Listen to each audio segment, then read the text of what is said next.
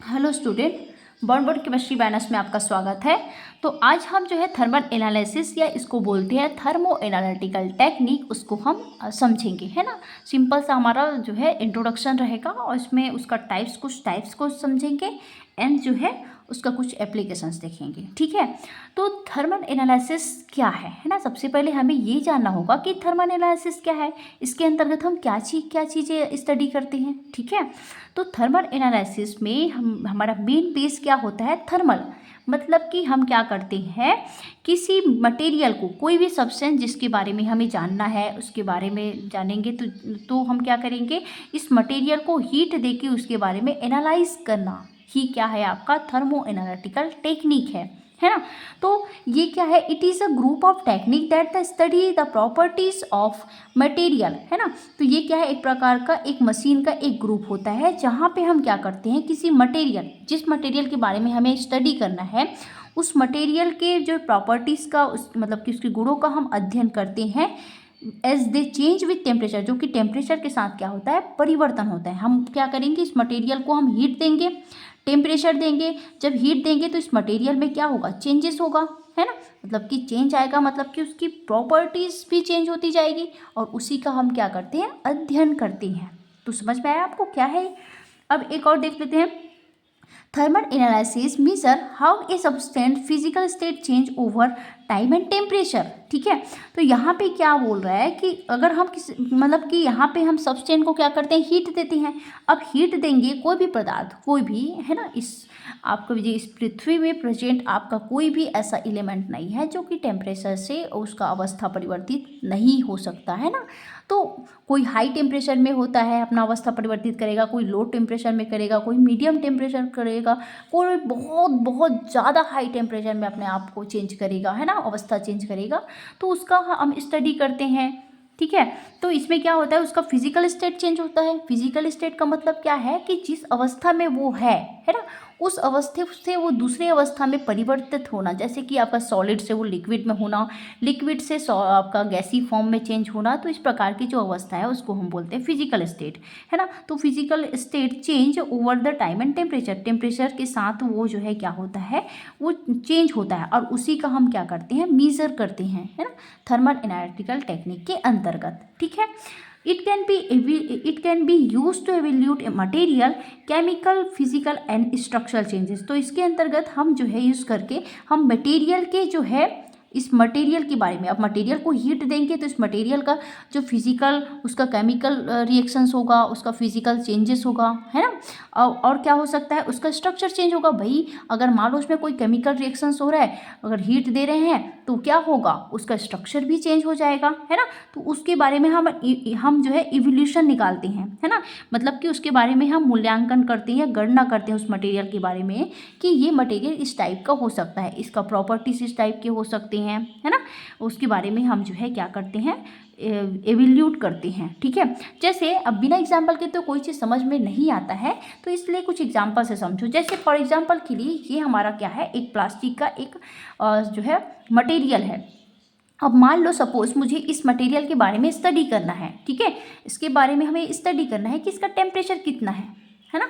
मतलब कि टेम्परेचर का मतलब कि इसका मतलब कि कौन से कितने टेम्परेचर में ये जो है गलना स्टार्ट होता है। अभी ये क्या है, सॉलिड फॉर्म में है, ठीक है। अब मान लो इस मटेरियल का छोटा सा टुकड़ा लेकर हम क्या करेंगे, इसका जो है थर्मल जो एनालिसिस जो इंस्ट्रूमेंट है ना, बहुत डिफरेंट टाइप्स के होते हैं और डिफरेंट टाइप में आपका डिफरेंस उस मटेरियल के बारे में हम स्टडी करते हैं। तो हम क्या करें, हमें जानना क्या है, इसके जो है मेल्टिंग पॉइंट जानना है हमें। तो हम क्या करेंगे, इस मटेरियल का छोटा सा टुकड़ा लेंगे और उस टुकड़ा को पाउडर फॉर्म में ले सकते हैं, आपका जिस फॉर्म में लेना है। अब क्या करोगे, इसको हीट करोगे।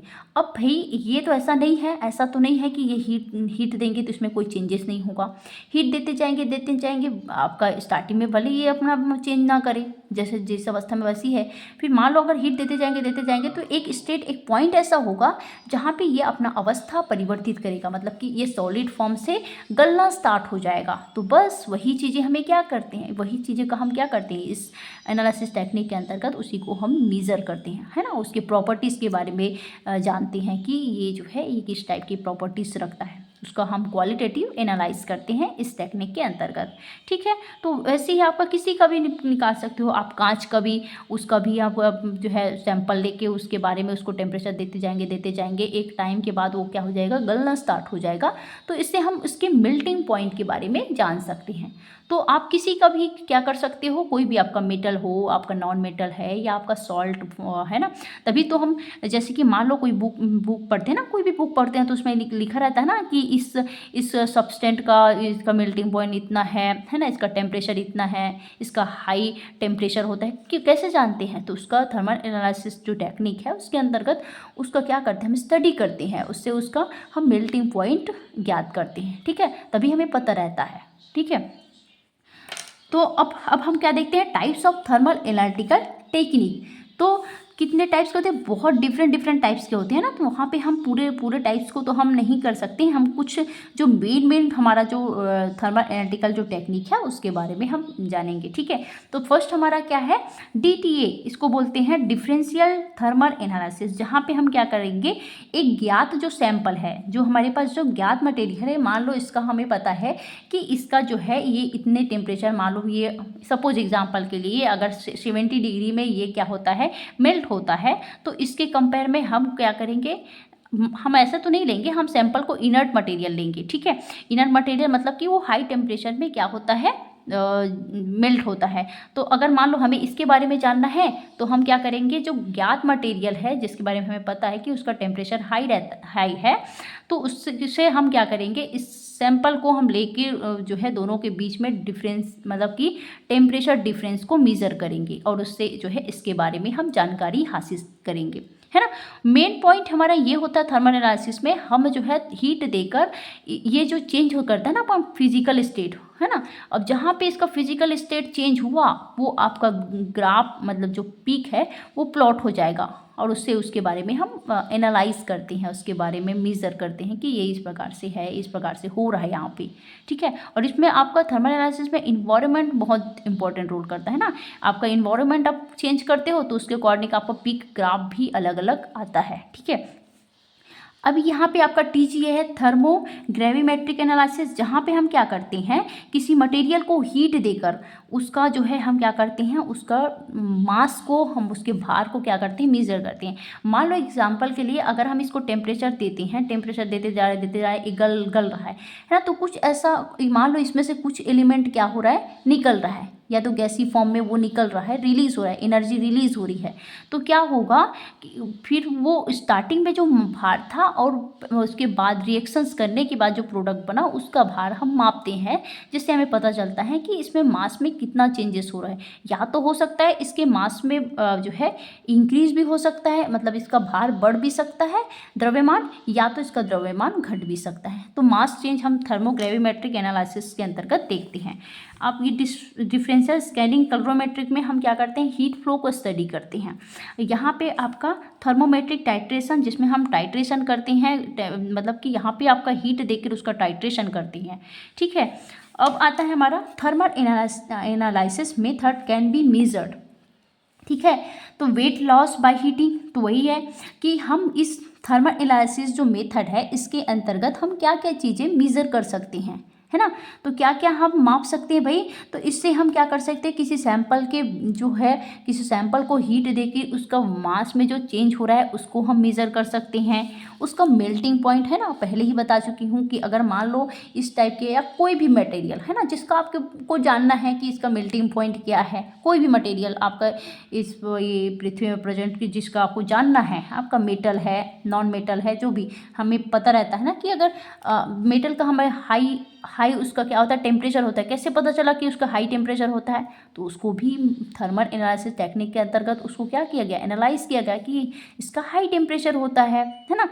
तो आपका उससे हम क्या कर सकते हैं, किसी भी सब्सटेंस का हम मेल्टिंग पॉइंट ये मेज़र कर सकते हैं। हीटिंग एंड एनर्जी ट्रांजिशन, अगर मान लो किसी सब्सटेंस को आप हीट करते हो तो उसका एनर्जी ट्रांजिशन भी आप क्या कर सकते हो, मेज़र कर सकते हो।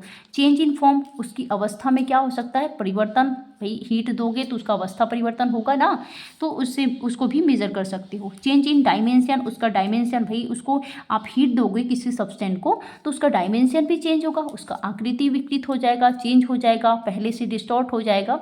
तो ये सारी चीज़ें हम और भी बहुत सारे जो है आप डाल सकते हो अपने अकॉर्डिंग, ठीक है। अब देखते हैं उसका एप्लीकेशन। तो जितने भी हम कैरेक्टर्स देखें ना, जो जिसे हम थर्मल एनालिसिस टेक्निक के अंतर्गत हम क्या क्या चीज़ें मेज़र कर सकते हैं, है ना, तो वो जो सारी चीज़ें हैं, all the characteristic are the widely used in, क्या होता है आपका मटेरियल साइंस में उसका बहुत ज़्यादा यूज़ है। जैसे कि मान लो हम मटेरियल का कैरेक्टराइजेशन कर रहे हैं, मतलब उसके कैरेक्टर के बारे में हमें पता लगाना है, उसकी क्वालिटी के बारे में हमें पता लगाना है, तो हम जो है थर्मो एनालिसिस टेक्निक से उसके बारे में पता लगा सकते हैं। प्योरिटी ऑफ मेडिसिनल सब्सटेंस, जो मेडिसिनल जो सब्सटेंट है आपका, जो फार्मास्यूटिकल जो है ना, जहाँ पे हम किसी मेडिसिन के बारे में कि वो कितना प्योर है ना, किसी मटेरियल के बारे में हमें जानना है कि ये सब्सटेंट जो है कितना प्योर है। अगर मान लो है ना, उसका जब हम टेम्परेचर निकालते हैं तो उससे उसका ग्राफ पीक, एक्चुअल जो पीक रहता है वो जो है क्या होता है, मैच करते हैं। जो एक्चुअल जो उसका ग्राफ होता है उससे हम क्या करेंगे, किसी सब्सटेंट को हमें दे दिया गया कि ये सब्सटेंट है और इसका जो है आपको प्योरिटी चेक करना है, ठीक है। तो आप क्या करेंगे, उसी का जो सैंपल है उसको लेंगे। आपको पता है कि वो सैंपल जो है उसका ग्राफ पहले से ऑलरेडी हमें बताया गया है कि इसका ग्राफ इस टाइप से है। आप क्या करोगे, आप जो है उसको टेम्परेचर देके उसका जो है क्या करोगे, ग्राफ निकालोगे।